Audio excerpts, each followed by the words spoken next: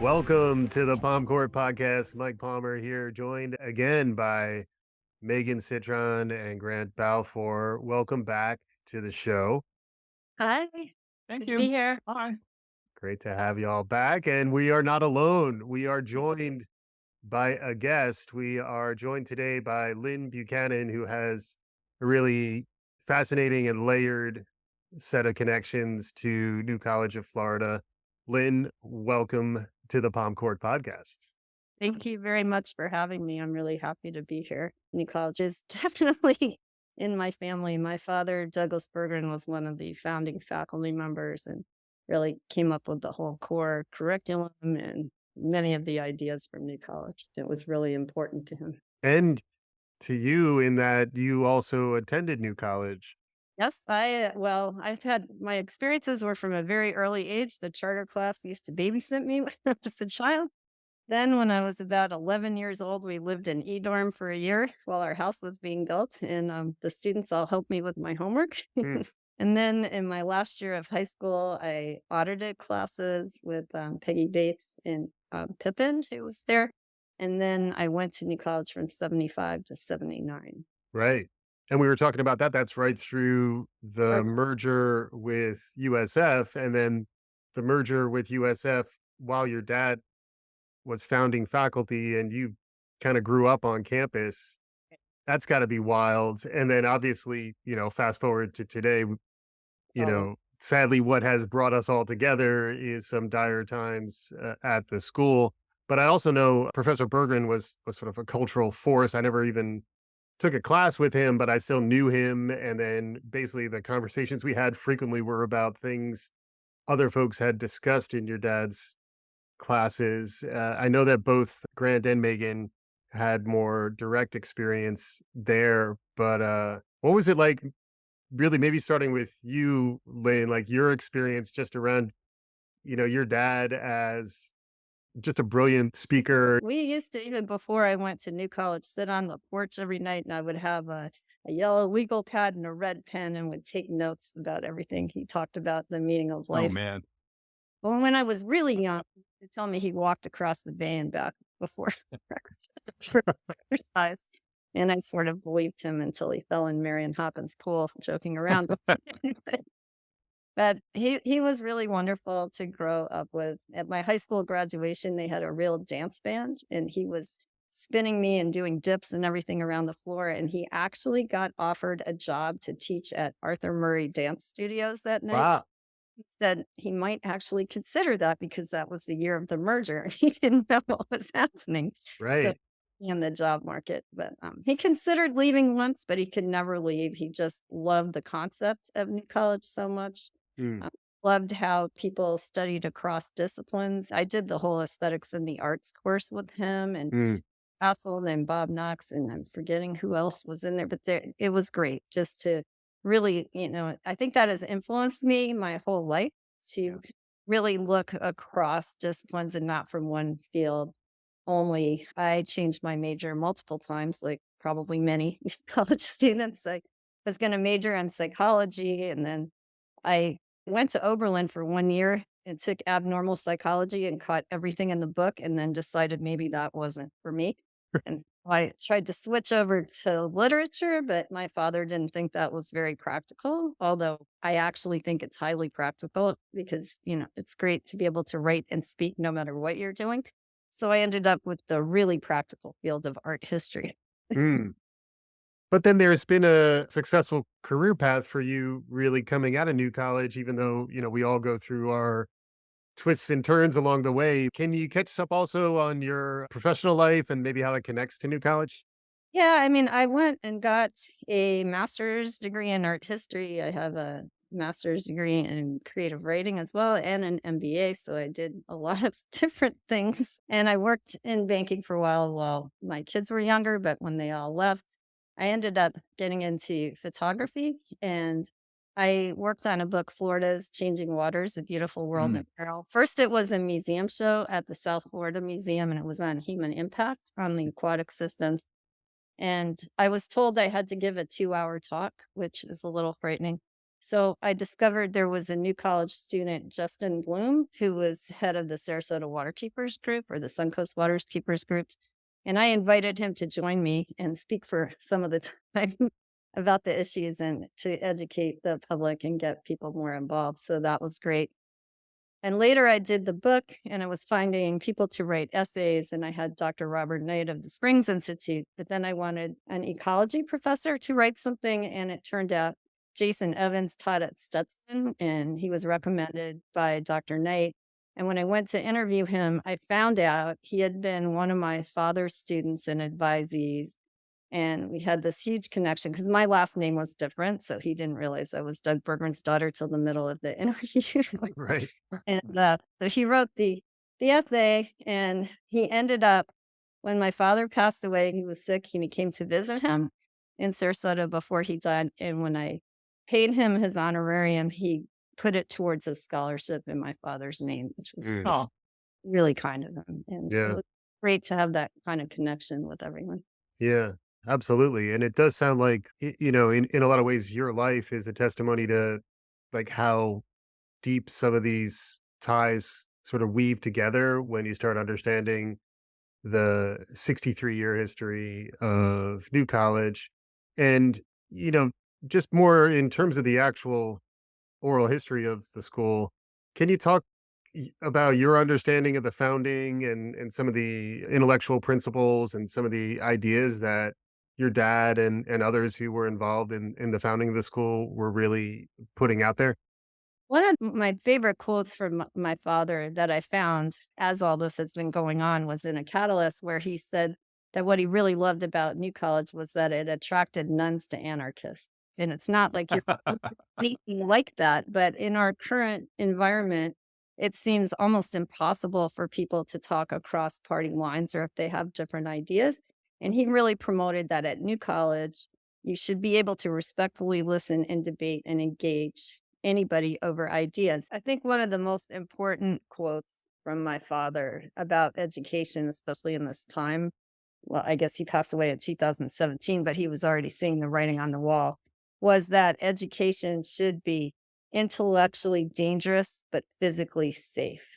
And I feel like that's one of the most profound things I've heard because intellectually dangerous means that we just need to question all our biases and the things that we've been indoctrinated through our lives, even if it's our families or school or wherever we were, up until that point. Like sometimes you just take concepts and they stick in your brain and you don't challenge them. And the point Yeah. of college is to challenge things so people can really grow and develop.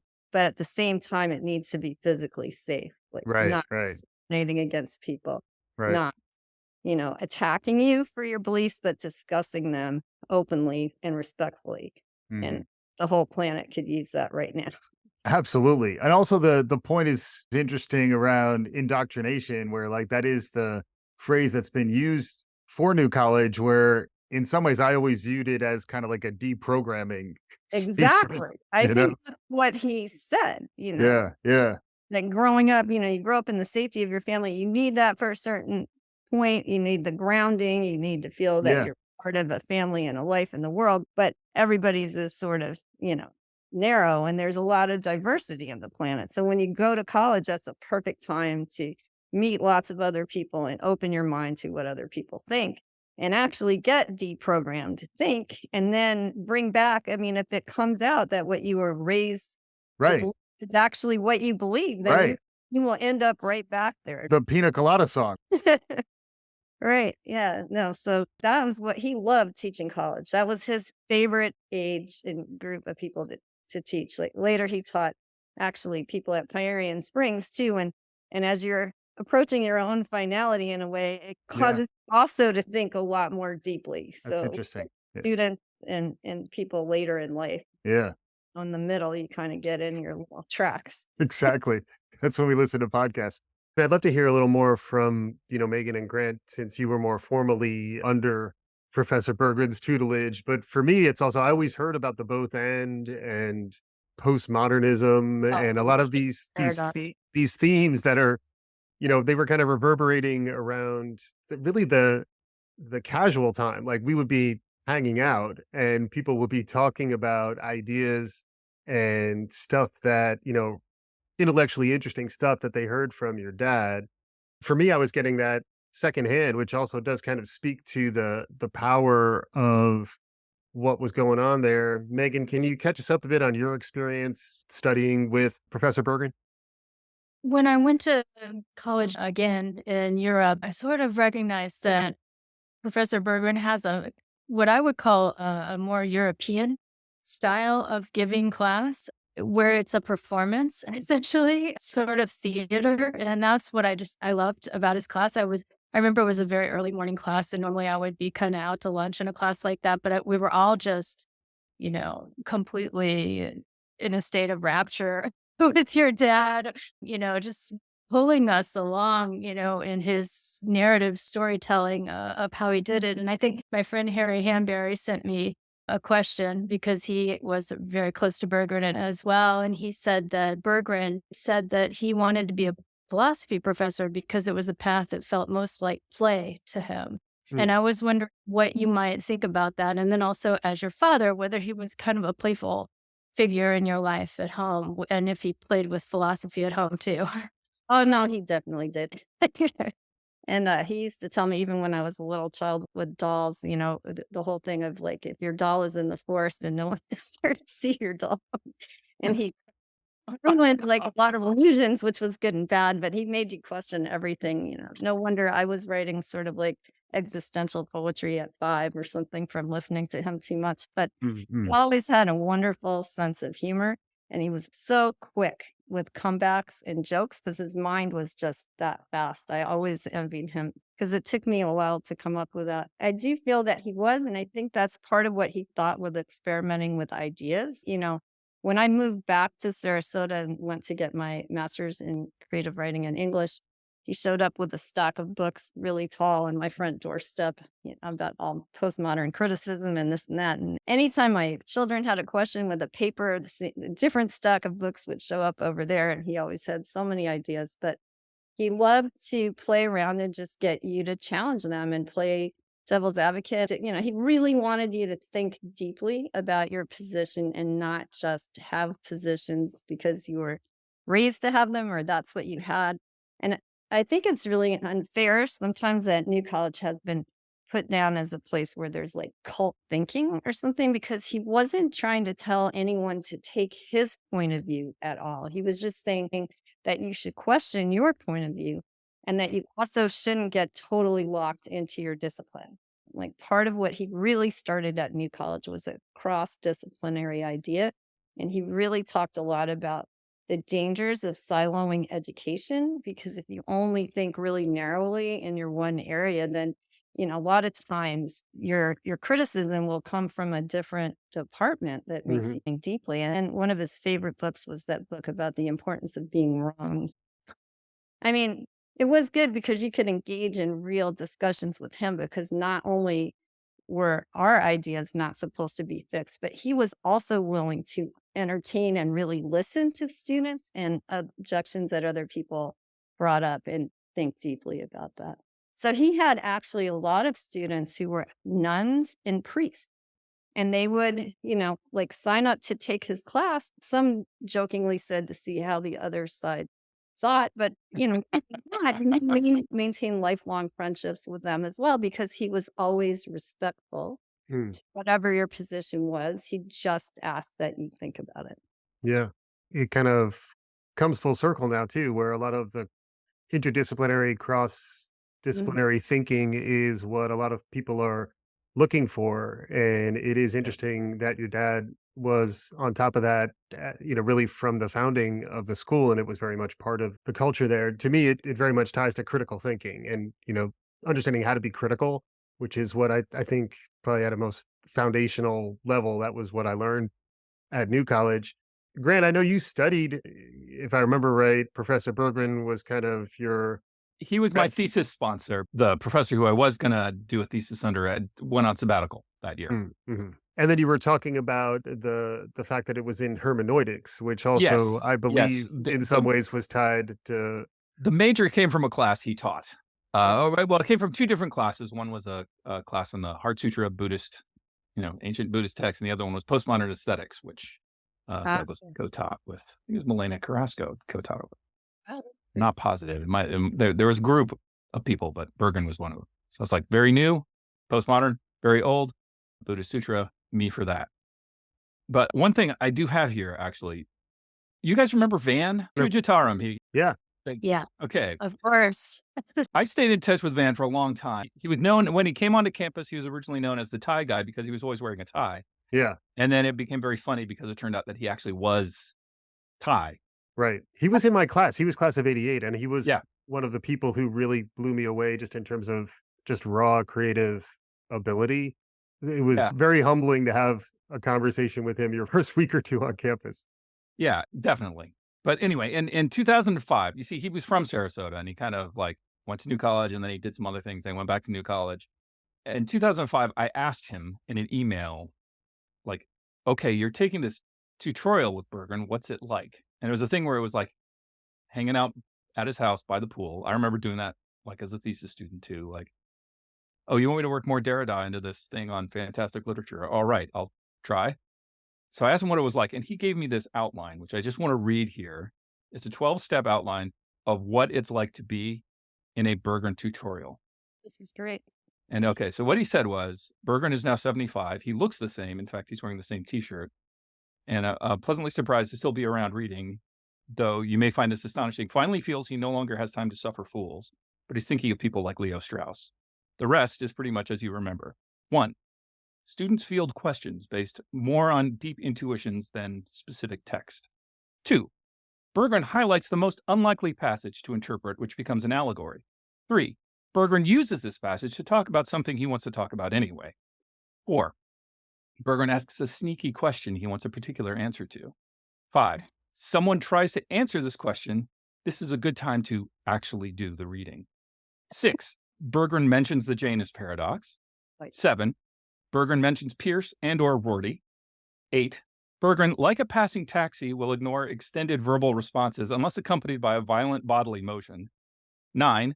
Berggren says something charming. 10. Berggren asks the right question. The students give the right answer. 11. Berggren says something truly illuminating. 12. Knowledge occurs. That's great. I need you to send me a copy of that. That's fantastic. As part of a much longer thing. I try to talk them out of reading Plato's Pharmacy in favor of white mythology, but it just goes on from there. Yeah. How can anyone read Nietzsche and not love to dance? That was a Berggren question. Yeah, his other one, something, what is in common between good sex and good conversation? Give and take. Yeah. Now, he liked to, sort of really put things in a different perspective that would be somewhat shocking or jarring sometimes, just to get you out of the realm of what your mind is usually stuck in, so you can look at it from a different perspective. Yeah.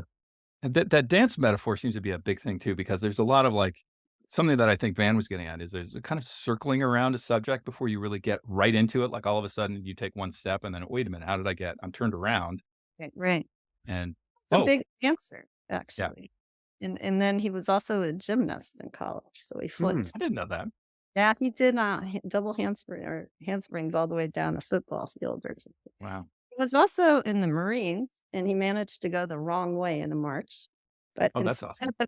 instead of like owning up to his mistake, he saw what he was doing wrong, and then he embellished it and got back in line, and they got extra points for they thought it was. And to do that?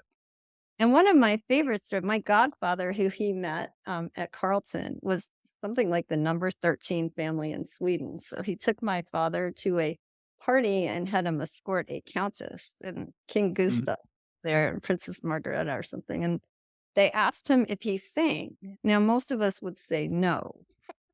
But then he said, well, I don't suppose the band knows If I Loved You, but they did, and he sang it to Princess Margareta. So I have a flask from King Gustav that he gave my father for this. Wow.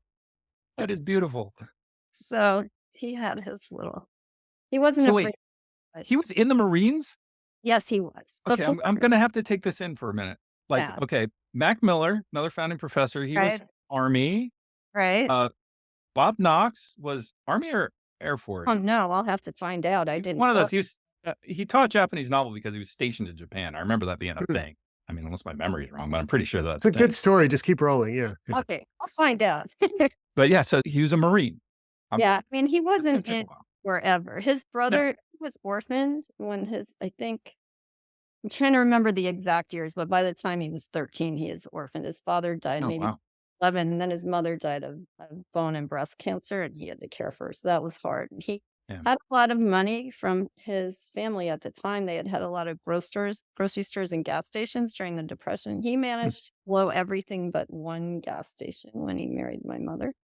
And he used to go every weekend to the Drake Hotel and people watch as a child. I don't know how he was driving a car before he had a license. Maybe that's why he was so independent in a way. Yeah. Your parents met at Oxford. Yes, he went to Oxford. He'd gone to Carleton, then he went to Oxford, and then he went to Yale and got his PhD there.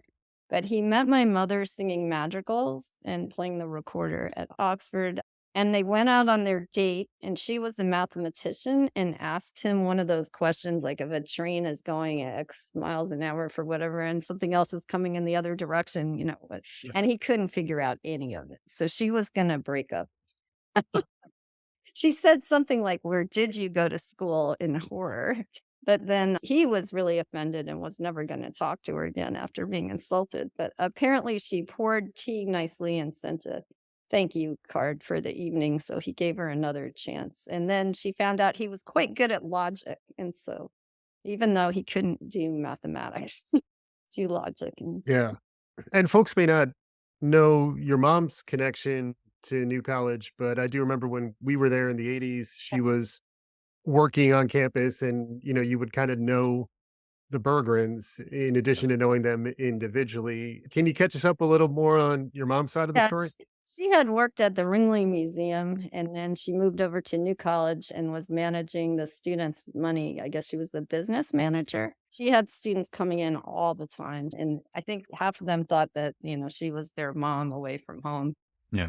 She loved the students more than anything. And one year, I think she even gave a speech before the commencement speaker, and everybody was cheering her on. And Yeah. when she finally retired, they had a thing where open mic session where everyone said the reason I love Barbara is. And so she was very beloved. So some of the early class people told me, they babysat for me and they said, yeah, he grows claws in class. He can be really mean and do all these things. But my mother always sort of was the softer edge. And so they loved having people over to the house all the time. And Yeah. And how have you been taking this year? Because it's been hard for all of us. It's part of what it's, got us it- organized, but yeah, for you, it's got to be it's really, hitting on multiple levels. I mean, I'm glad I didn't bury his ashes there. Yeah. I mean, he actually, they had the 50-year reunion and he delayed his pancreatic cancer surgery to be able to give the mini classes. And it turned out he unfortunately had aggressive pancreatic cancer, so he did not survive. Mm. And I don't know if it would have been different if he did it earlier, but that's how much New College meant to him. Yeah. He was like, because I remember saying, maybe you should get your surgery sooner. And he said, I can't miss that. This is my life. This is my legacy. Mm. I put everything into New College. Once or twice he thought about leaving, in one of the many multiple times where New College almost folded and didn't, but there was something about New College and the students and the people it attracted and his colleagues that he just didn't feel that he could find anywhere else. And he did, like, I know somebody interviewed him in the paper and he did say that part about play, like that's why he had this job all his life, because he did feel like it was play and it wasn't a job and it wasn't this huge burden, but it was, really fun. And even after he retired, he taught at the Senior Friendship Center and, did lifelong learning classes and all. He couldn't stop. And he Mhm. loved making charts. I have a collection of charts. Yes. I would love to Yes. see that. Yeah, no, the charts were really, that was it. I mean, he would just sit there and then he would email all my life, even after I moved, he would email his charts. But it's good to be able to look at something like that. It's sort of like, I think I do that with my own photography sometimes, like, because I do a lot of nature photography in woods, which is particularly difficult Mm. to photograph clearly sometimes. And it's a way of making order out of chaos. Mm. I think that's what he did well. That's why he was so excellent at teaching philosophy and really complex subjects, because you can really get lost in that kind of language in Yeah. philosophy. I mean, there's a lot of made up words. And he could really make it like succinct and clear, and a lot of times through his charts that he spent forever on. Yeah. Do you have any thoughts on what advice he might have for us, or things he might say Oh, to us trying to navigate what's going on these days? I think he would be, I mean, obviously really upset. He was very, like, he talked to me, before, I guess he passed away in 2017. And even before that, he was very worried about the siloing of education. He was very worried about the way that people weren't able to communicate, more liberal positions succinctly, and how disorganized things were. And he was kind of afraid of what would happen. And I know he was not at all in favor of censorship. He wouldn't want to censor things that he didn't agree with that viewpoint. He thought you should have all the information and that everyone should be able to debate everything without only having partial access. Mm. And he really, I remember growing up, I used to wonder, why is he so obsessed with the truth all the time? Yeah. Because it was like this abstract truth. And I'm trying to live my life as a child or a young adult as I'm going through it. And then I'm like, all this, ethics. And then I went to business school and I started seeing the importance of ethics. And then everything that's going on now is like perspective and truth, and everything is so important. And I just did another book, The Poetry of Being, that is my platinum palladium prints and poems. And I did it during this dark time of our political disconnect and also COVID and all these problems. And I was really trying, it's sort of put everything from New College together, trying to write poetry, which I studied with Mac and Bob Knox and all of that, and philosophy with like Heidegger, how you know yourself through being in the world, and getting at things in this more direct way. Mm. That I think is something, that he really taught me in some ways. And so there's a lot of influence from him in my work, and Mhm. also from my mom, who really just really appreciated nature and life and all that. So I think he would be absolutely heartbroken by what's going on. I mean, I remember him, nailing something to a tree about, objecting to when they were trying to have like certain censorship before on people, and just saying that this is not a way to educate people or to solve problems. Like, we have a lot of problems in this world, and he would wholeheartedly agree with that and believe that the only way you can really solve them is by thinking really freely and from multiple viewpoints at once, and really analyzing everything, and not, admitting when you're wrong, not getting too locked into anything, and being able to communicate respectfully. Like, I think everything he stood for is what we're in really dire need of now. Yeah. Yeah. And maybe that's another element to this where, what kind of legacy can he have? Can New College have? Even irrespective of what's happening with the current administration, and even if that breaks in a bad way, like I think a lot of us maybe aren't overly optimistic about how it may shake out. It's hard to say. But, there really is an intellectual history. We talked about it as a cultural movement. There even is kind of like a spirit of New College that I think a lot of ways your dad kind of exemplified. Where do you think that goes? In some ways, that's why this podcast exists, to Yeah, kind of keep it alive. But there's a lot of that type of activity happening nowadays. Any right. thoughts on how we can kind of keep it alive, keep it moving? Actually, and I was just at the Filter Photo Festival too, and I was, talking about this work, and I make these prints out of platinum, and I thought, well, that's not so great for the environment or whatever. And one of the reviewers said to me, which is I think what you're doing here, that, that is a permanent way of collecting things, like the state of nature. You're collecting people's memories, people's understanding of what it meant to go to New College. And as if more and more censorship is the way things go, they can take things out of libraries, they can take things out of wherever they take them out of. But if we compile all our own archives, like they were like, do not stop doing this. Like, we need this record of this is what nature looked like. Mm. We need this record of this is how Mm. people thought and were, taught to think and question. And this is the community. I mean, there's so much, like, it prepared me. And I know you mentioned that too, that it prepared you for graduate school and further study. so well. Like, the whole thing of writing a thesis and doing a baccalaureate and defending your thesis and all of that is like hugely important. And everybody having their own ISPs or, starting your own, whatever you wanted to study, you could study. Like it fostered incredible problem solving and thinking and creativity. And I mean, we need that desperately. And so many new college students have gone on to do incredible things with Fulbright scholarships and everything else. And I think it was out of the culture of Yeah. Mm. how you think and learn. And Mm. it's different and it's creative. And we need that. So I'm Yeah. really glad you're doing this because everybody has their own unique story, which is another point against this is not some kind of mind control thing. Like everybody was free to dig into, their personal history, what they learned from being in connection with other people who might have different histories. It was like this little experimental thing that you put people in and you see what comes out the other side. And for the most part, I've always been amazed by what people have done that have come out of New College. And anytime I've met people across the country, even if they're 20 years younger than I am or whenever, I mean, it's just there was a thing that carried through all those years and kind of a connection.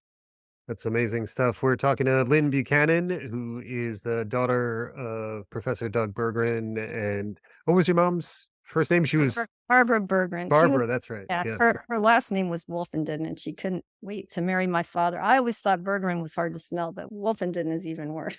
It's been amazing having you. We'd love to have you back. I don't know if Grant or Megan, if you have any other questions, other thoughts, and also if there are any other stories you want to share. It's been amazing really having some time with you here today, Lynn. Yeah. I guess, and maybe it's sort of morbid, but hopefully not. But, on my father's deathbed when he was dying, they didn't believe he was dying, so he didn't get morphine and he was totally alert. And we were having this conversation, and he was sort of weighing his life like a philosopher and everything in the balance and looking at, well, I wasn't very good at this or I wasn't a good father. I didn't do this. And I said, Dad, I think any person you ever had a conversation with in your life, you changed the trajectory of their life. Like Mm.